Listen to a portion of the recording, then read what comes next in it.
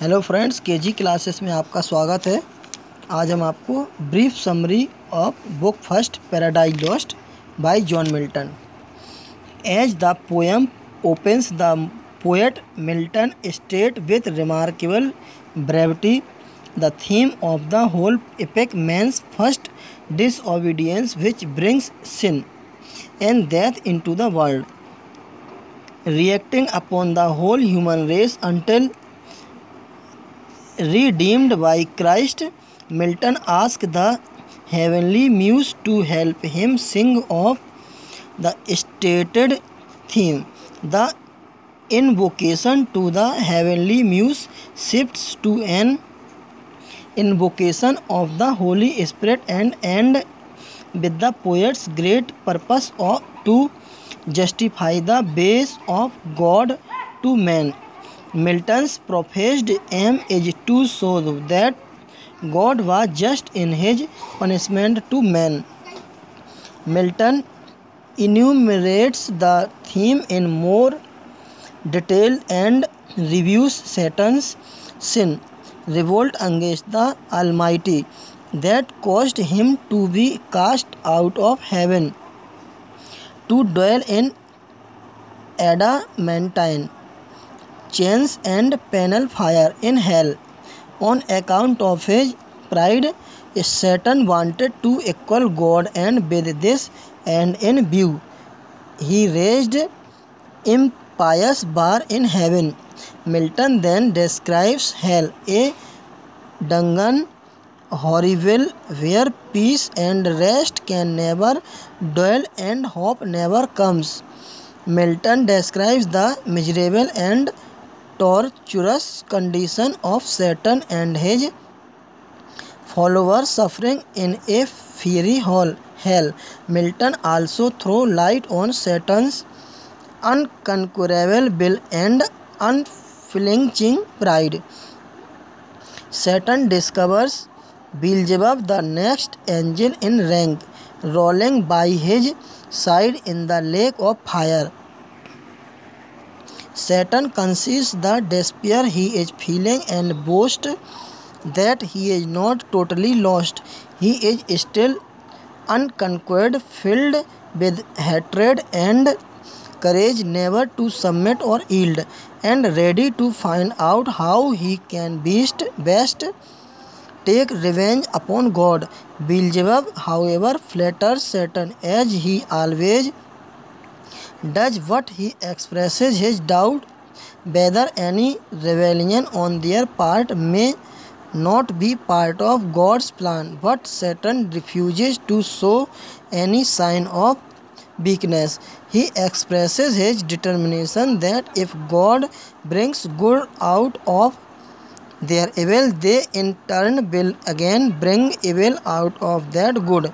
He therefore suggests that they should find refuge from the fiery waves which are tossing them to the adjoining dreary plain. Satan declares himself as the ruler of hell, having reached a place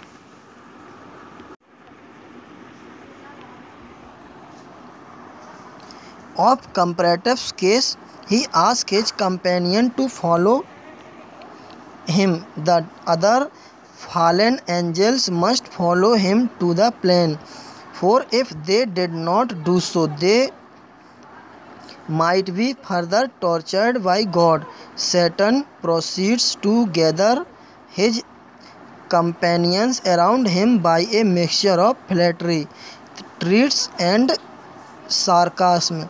Milton describes the huge shield of Satan which is hanging on his shoulder like the moon.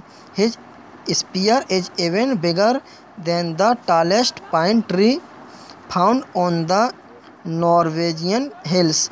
The multitude of angels floating on the lake of fire is likened to autumnal leaves scattered on the brooks in Vallombrosa, or to the scattered seed floating on the sea, or to the floating dead bodies and broken chariots of the Memphian army. Milton then enumerates the fallen angels, now devils, by giving them the names under which they were later worshipped as false god in heathen countries. Each is briefly characterized. The first is Moloch, an Ammonite god to whom children were sacrificed. The other devils who are mentioned by Milton are Chamos, the obscene dread of Moph's son, Baalim, and Ashtoreth, worshipped by Phoenician and Canaanite, Thames, worshipped by the Syrian and Phoenicians, Dagon, the god of Philistines, Ramses, the Syrian god, and Belial, who was not worshipped at one place, but who filled with lust and violence many places of worship, as well as courts and palaces, for he loved vice for its own sake. Satan makes a vehement appeal to his fallen companion to carry on the war by fraud or guile. In response, the angels cheer their leader, the Mammons, whose greed had been known in heaven, where he kept his looks fixed on the golden pavement, leads some of his fellow denizens of hell as they ransack the bowel of Mother Earth for gold and other precious metals. With amazing speed they build a palace called Pandemonium for Satan and his followers. Milton narrates how all the devils flock to Pandemonium, the devils reducing their sizes so as to accommodate themselves in the palace. Thus, their great consultation begins in the great hall. Hindi. जैसे ही कविता का आरंभ होता है, Milton महाकाव्य के विषय को प्रकट करता है और बताता है कि किस प्रकार मनुष्य ने ईश्वर की अवहेलना की और मनुष्य को पृथ्वी पर मरणशील होकर के पृथ्वी पर आना पड़ा। कवि कविता की देवी का आवाहन करता है कि वह कविता लिखने में उसका सहयोग करें। इस तरह से कवि अपने उद्देश्य को प्रकट करता है। उसका उद्देश्य ईश्वर के द्वारा बताए हुए वास्तव में सही था। कवि यह भी प्रमाणित करता है कि ईश्वर ने जो दंड मनुष्यों को दिया है वह उचित है। इसके बाद मिल्टन बताता है कि किस प्रकार से स्वर्ग में सैटन ने ईश्वर के विरुद्ध विद्रोह किया और ईश्वर ने शैतान को लोहे की जंजीरों में बांधकर नरक में ऐसे स्थान पर फेंका जहां आग की झील थी। अपने घमंड के कारण शैतान ईश्वर के समान होना चाहता था और इसी उद्देश्य के साथ स्वर्ग में ईश्वर के साथ युद्ध किया। मिल्टन नर्क के भयानक अंधकार का वर्णन करता है। वह बताता है कि ऐसे अंधकार में शांति और आशा नहीं रह सकती। मिल्टन सैटन की दयनीय स्थिति का वर्णन करता है।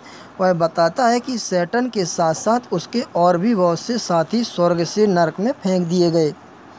सैटन बिल्जेबब एक निम्न स्तर की आत्मा को आग की झील के समीप पाता है।